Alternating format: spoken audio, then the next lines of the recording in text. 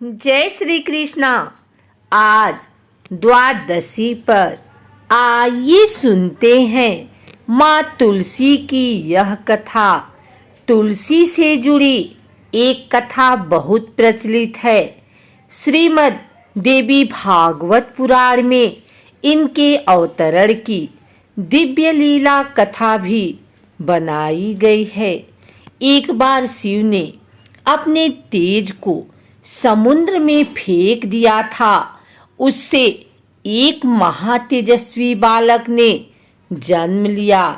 यह बालक आगे चलकर जालंधर के नाम से पराक्रमी दैत्य राजा बना।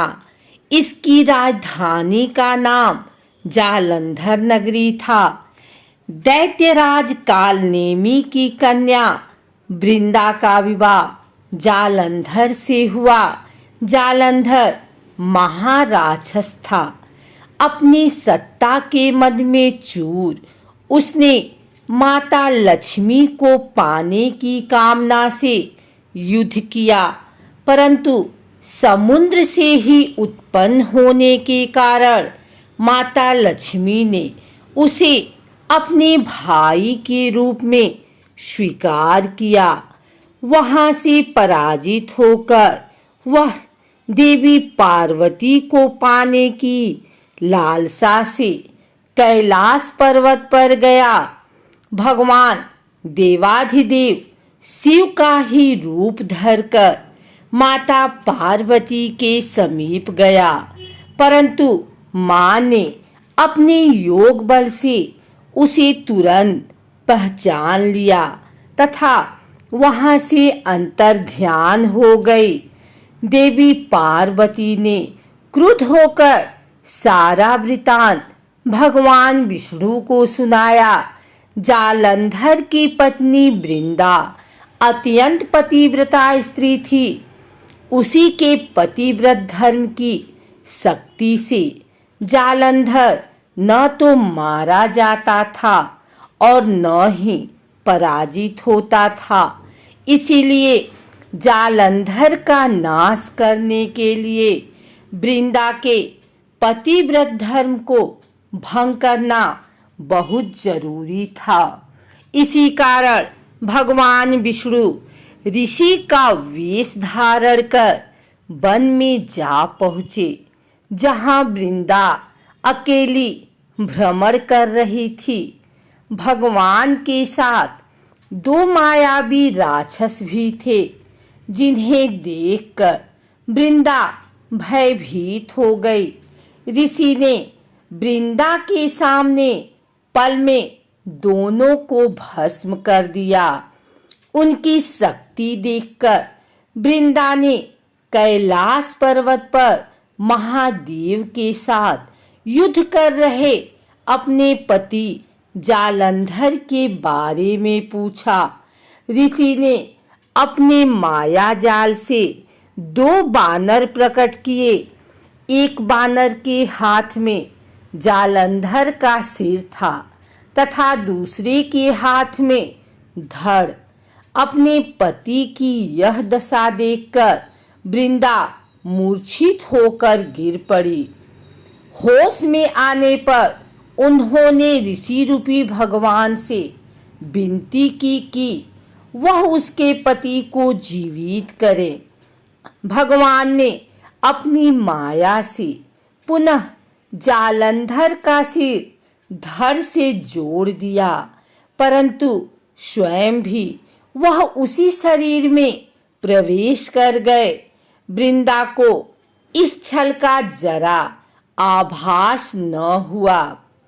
जालंधर बने भगवान के साथ वृंदा पतिव्रता का व्यवहार करने लगी, जिससे उसका सतीत्व भंग हो गया। ऐसा होते ही वृंदा का पति जालंधर युद्ध में हार गया। इस सारी लीला का जब वृंदा को पता चला तो उसने क्रुद्ध होकर भगवान विष्णु को शिला होने का श्राप दे दिया तथा स्वयं सती हो गई। जहाँ वृंदा भस्म हुई थी वहाँ तुलसी का पौधा उगा। भगवान विष्णु ने वृंदा से कहा, हे वृंदा, तुम अपने सतीत्व के कारण मुझे लक्ष्मी से भी अधिक प्रिय हो गई हो। अब तुम तुलसी के रूप में सदा मेरे साथ रहोगी।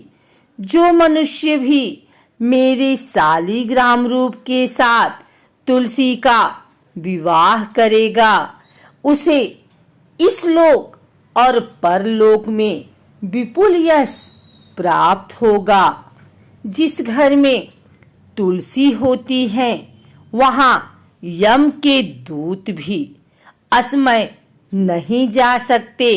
गंगा व नर्मदा के जल में स्नान तथा तुलसी का पूजन बराबर माना जाता है। चाहे मनुष्य कितना भी पापी क्यों न हो, मृत्यु के समय जिसके प्राण मंजरी रहित तुलसी और गंगा जल मुख में रखकर निकल जाते हैं, वह पापों से मुक्त होकर बैकुंठ धाम को प्राप्त होता है। जो मनुष्य तुलसी व आंवलों की छाया में अपने पितरों का श्राद्ध करता है उसके पितर मोक्ष को प्राप्त हो जाते हैं। उसी दैत्य जालंधर की यह भूमि जालंधर नाम से विख्यात है। सती वृंदा का मंदिर मोहल्ला कोट किशनचंद में स्थित है। कहते हैं इस स्थान पर एक प्राचीन गुफा थी जो सीधी हरिद्वार तक जाती थी। सच्चे मन से 40 दिन तक सती वृंदा देवी के मंदिर में पूजा करने से सभी मनोरथ पूर्ण होते हैं।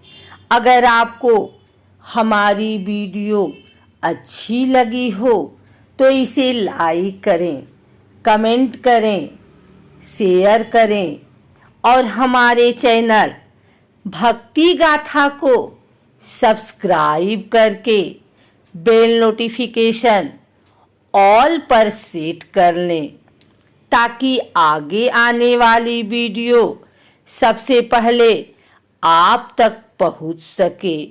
धन्यवाद।